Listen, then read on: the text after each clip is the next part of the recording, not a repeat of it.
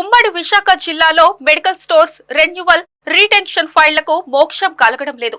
ఔషధ నియంత్రణ శాఖ అధికారులు వీటిని నెలల తరబడి పెండింగ్ లో పెట్టారు. గతంలో ఎన్నడూ లేని విధంగా జాప్యం కలగడంతో లైసెన్సులు రద్దయ్యే ప్రమాదం ఉందని మెడికల్ స్టోర్స్ నిర్వాహకులు ఆందోళన చెందుతున్నారు.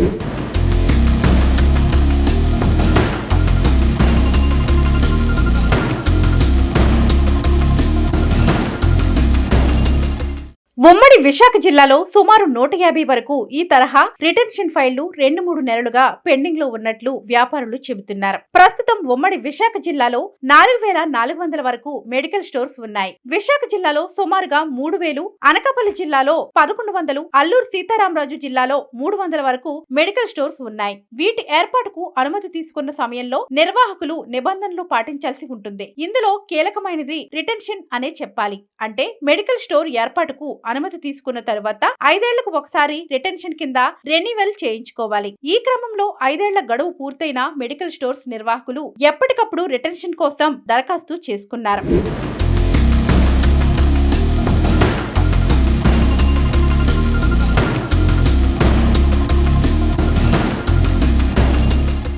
ఈ దరఖాస్తులను 3 నెలలుగా డ్రగ్స్ ఏడీ విజయ్ కుమార్ రెన్యువల్ చేయకుండా పెండింగ్ లో ఉంచడం తీవ్ర దుమారం రేపుతోంది. నెలలు గడుస్తున్నా ఈ ఫైళ్లు ముందుకు కదలకపోవడంతో డ్రగ్స్ కార్యాలయంలో సంప్రదిస్తున్నా ఆశించిన స్థాయిలో స్పందన లేకపోవడంతో వారంతా ఆందోళన చెందుతున్నారు. గడువు దాటిన 6 నెలల్లో రిటెన్షన్ పూర్తి చేసుకోకపోతే లైసెన్స్ రద్దయ్యే ప్రమాదం ఉండడంతో వారు ఆవేదన వ్యక్తం చేస్తున్నారు. డ్రగ్స్ ఏడీ కార్యాలయంలో రిటెన్షన్ ఫైళ్లను పెండింగ్ లో పెట్టడం వల్ల తాము ఆర్థికంగా తీవ్ర ఇబ్బందులు ఎదుర్కోవాలి వస్తుందని పలువురు ఫార్మసిస్టులు ఆవేదన చెందుతున్నారు. మందుల కంపెనీలు, ఫార్మాస్యూటికల్ సంస్థల నుంచి మందులు కొనుగోలు చేద్దామంటే రిటెన్షన్ లేని దుకాణాలకు సరఫరా చేయడం లేదని చెబుతున్నారు. దీనిపై ఉన్నతాధికారులు దృష్టి సారించి దరఖాస్తులను క్లియర్ చేయాలని కోరుతున్నారు.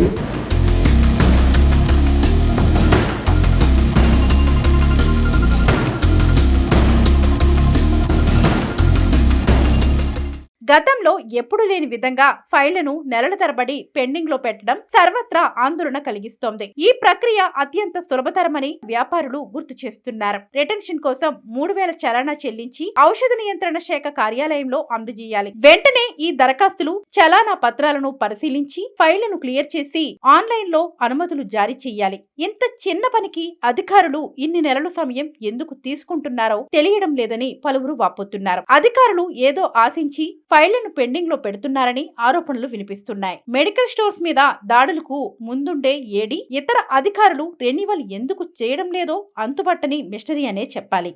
విశాఖపట్నం డ్రగ్ ఇన్స్పెక్టర్ ఆఫీసు తరచూ వార్తల్లో నిలవడం ఆందోళన కలిగిస్తుంది. ముఖ్యంగా ఇక్కడ అసిస్టెంట్ డైరెక్టర్గా ఎస్ విజయ్ కుమార్ వచ్చిన దగ్గర నుంచి మీడియాతో ఎందుకనో కొంచెం కమ్యూనికేషన్ గ్యాప్ వచ్చిందని చెప్పాలి.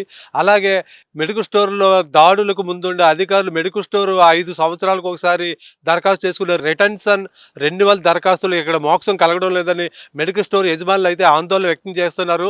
1 కాదు 2 కాదు, గత 4 నెలలుగా సుమారుగా 120 నుంచి 150 వరకు దరఖాస్తులు ఏడీ కార్యాలయంలో పెండింగ్లో ఉండిపోయిన మెడికల్ స్టోర్ యజమానులు గగ్గోలు పెడుతున్న పట్టించుకున్న నాదుడే లేడు. ఇక్కడ పదే ఆఫీస్ చుట్టూ ప్రదక్షిణలు చేస్తున్న తమ రిటెన్షన్ రెన్యువల్ దరఖాస్తులు క్లియర్ చేయడం లేదని మెడికల్ స్టోర్ యజమానులు వాపోతున్నారు.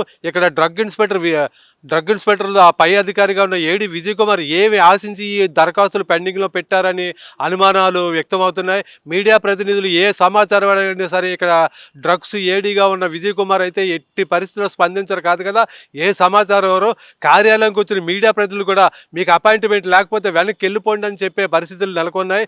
మరి ఈ డ్రగ్ ఇన్స్పెక్టర్ అధికారుల మీద జిల్లా యంత్రాంగం, కూటమి ప్రభుత్వం ఏం చర్యలు తీసుకుంటుందో వేచి చూడాలి. అలాగే పెండింగ్లోని దరఖాస్తులు త్వరగా మోక్షం కలిగించి మెడికల్ స్టోర్ రెన్యువల్స్ త్వరితగతిన పూర్తి చేయాలని మెడికల్ స్టోర్ వ్యాపారులు కోరుతున్నారు.